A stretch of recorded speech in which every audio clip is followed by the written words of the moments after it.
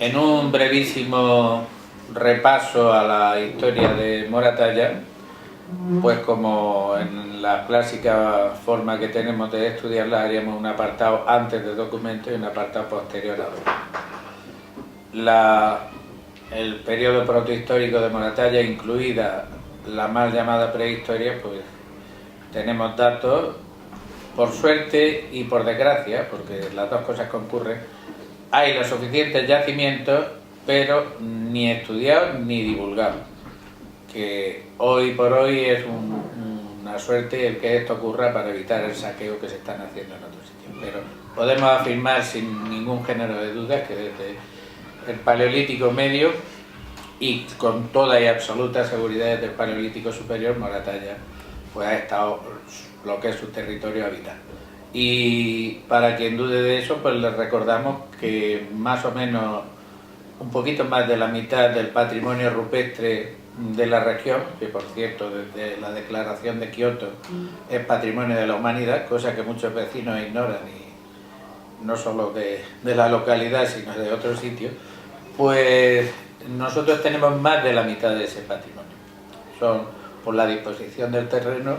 pues una zona muy propicia para que la vida en esos tiempos remotos existiera.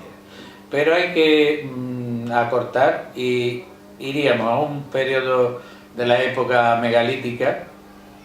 en donde hay varios ejemplos que parcialmente se han estudiado muy bien. Walker en los años 60 trabaja en los castillicos de Calar de la Santa, una estructura de la época de transición entre el megalítico y el protoibérico,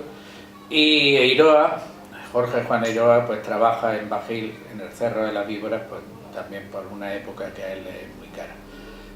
Luego habría que hacer un periodo desde el que ya está la historia perfectamente controlada, que es la época ibérica. Moratalla tiene conocidos algunos, desconocidos muchísimos, y desde luego pues el prototipo de poblamiento ibérico es lo que se llamó los molinicos, que es una adaptación del término local castillico, pero como castillicos hay tantos en la región y el resto de España, se decidió cambiárselo por el de molinico. Un poblamiento ibérico extraordinario, porque se ha conservado tal como lo dejaron en el abandono forzado de la Segunda Guerra Púnica. Y luego una época de romanización maravillosamente explícita en los distintos yacimientos que existen. Pero apuntábamos antes que desde el punto de vista del documento hay que remontarse a la historia musulmana. La primera vez que Moratalla aparece en el escrito, bueno, fallo, miento, o no a propósito. Hay un primer momento que es una tesera romana que por desgracia pasó a manos del coleccionismo clandestino y privado, y nos ha impedido, a pesar de que en los tiempos en que uno tenía alguna responsabilidad intentó hacerse, si quise fuese, de un calco, porque ahí vendría el nombre, sí de la actual población, no, sí de una parte muy importante, de un poblado bajo imperial romano, pero no lo conservamos. Por lo tanto, el primer documento que hace referencia a un documento musulmán, andalusí, y se refiere como Hins Muratalla, es decir, el castillo de Moratalla. Un castillo con una muralla que incluía un pequeño recinto fortificado con población interior. Y bueno, pues a partir de ese momento, en donde ya sí abunda la documentación, pues tenemos una riquísima historia que brevísimamente diremos que íntimamente asociada desde la conquista cristiana. Conquista. El Reino de Murcia se entregó en vasallaje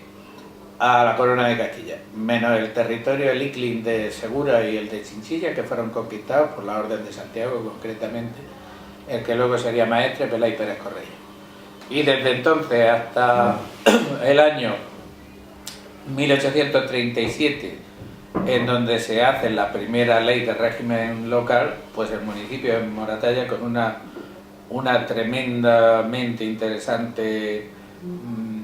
fundamentación foral, es decir, leyes y privilegios de la orden, pues se ha mantenido su independencia y del resto del Reino de Murcia en cuanto a la administración, es decir, está englobada dentro de la administración de la Orden de Santiago, con un concejo libre. La orden no interfiere en absoluto en cómo funciona, con sus propias leyes, con su propio fuero, que es el fuero de Cuenca, que se otorga en 1245, y pues con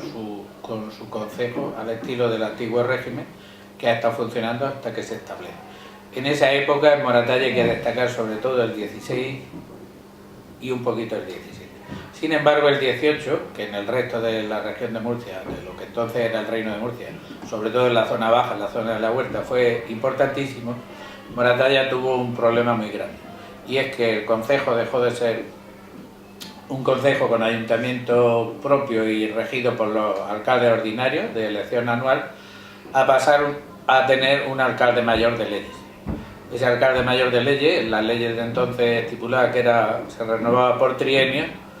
pero bueno, ¿qué es lo que ocurre en ese tiempo? Pues entre estos señores, que son funcionarios de carrera del Consejo de Castilla, y las élites locales tanto de los terratenientes como de los ricos, pues lo que se dedican es a saquear todo lo público,